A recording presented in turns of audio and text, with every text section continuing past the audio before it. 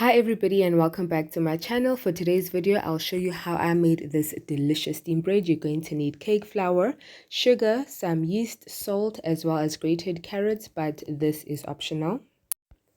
Over here, you're going to also need all of these items to combine and mix all of your ingredients in order to produce the final product. So you start off by greasing your cooking container with butter or oil so that the dough does not stick, and then you put this aside.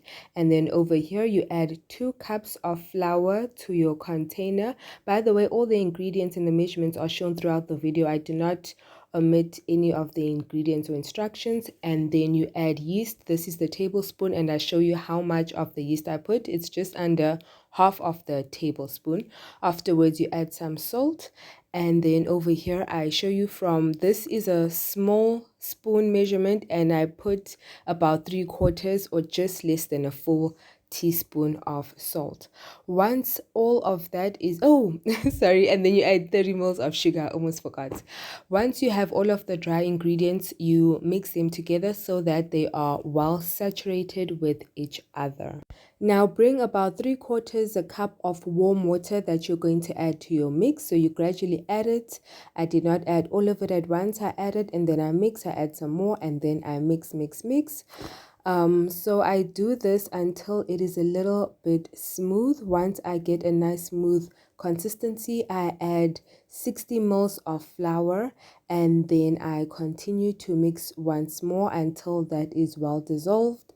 I do this one more time. Over here I add another 60 ml of flour just so that I can thicken the dough and thicken the consistency up to my liking. Over here I'm satisfied with the thickness.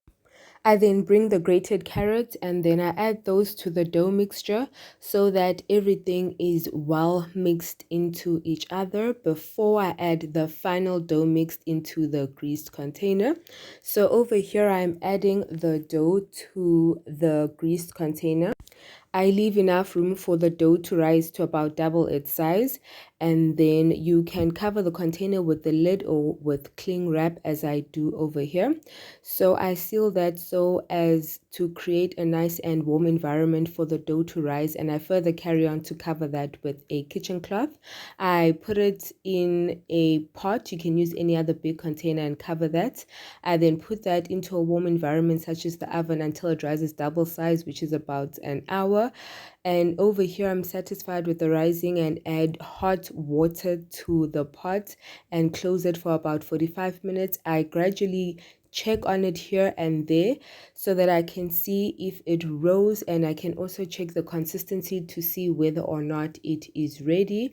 When I poked it with a knife, I was quite satisfied, even though you can tell that it's not fully dry. It is a bit, I would say, a bit doughy or a bit gooey, but it kind of dries out to form a nice consistency of like dumpy steamed bread, if I can put it like that, because my steamed bread is usually not very dense either. So I take it out and wipe the plate and put it on and expose it to fresh air so that it can cool off and so that it does not get too dumpy. And over here I just double check the wellness and I'm happy.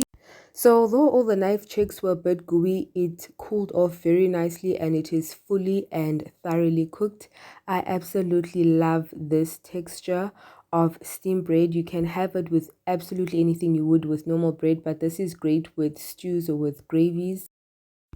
Thank you so much for tuning in. Don't forget to like, comment, subscribe, and share this. I will see you guys next time. Bye.